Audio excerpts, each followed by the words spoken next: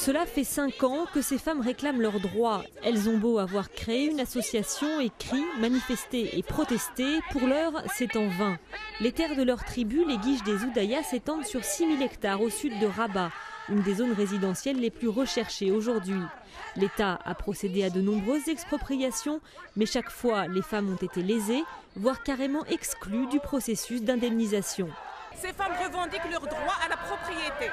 Elles veulent qu'elles soient indemnisées sur le même pied d'égalité que l'homme. Et l'administration avance que les critères d'indemnisation sont régis par des usages coutumiers qui sont très discriminatoires vis-à-vis de la femme, surtout aujourd'hui. Il n'y a pas de raison qu'on revienne en arrière et qu'on nous parle de régime coutumière. En vertu de cette coutume ancestrale, les femmes mariées à un homme de la même tribu ainsi que les mineurs n'ont pas droit à la propriété.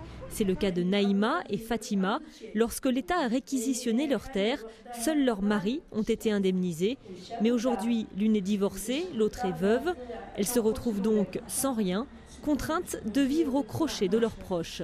Mes frères et sœurs ont tous reçu une indemnisation. Je suis la seule à n'avoir pas été indemnisée.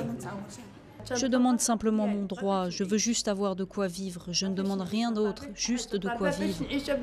Seuls quelques hectares de champs et de vergers n'ont pas encore été rasés, mais les programmes immobiliers s'étendent à grande vitesse. Meriem est née ici. Depuis 60 ans, elle cultive ses orangers et ses citronniers.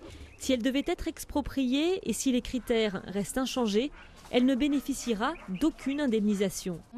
S'ils nous déplacent, qu'est-ce qu'on va devenir? Mes enfants habitent chacun chez eux. Où est-ce que j'irai? Comment je survivrai? Le jour où ils m'enlèvent mon jardin, je suis perdue. Le problème ne concerne pas uniquement la ville de Rabat. Des milliers de femmes à travers le Maroc sont victimes de la discrimination de ces lois coutumières. Si les droits des femmes au Maroc ont beaucoup progressé ces dernières années, la pleine égalité entre l'homme et la femme est encore loin d'être une réalité.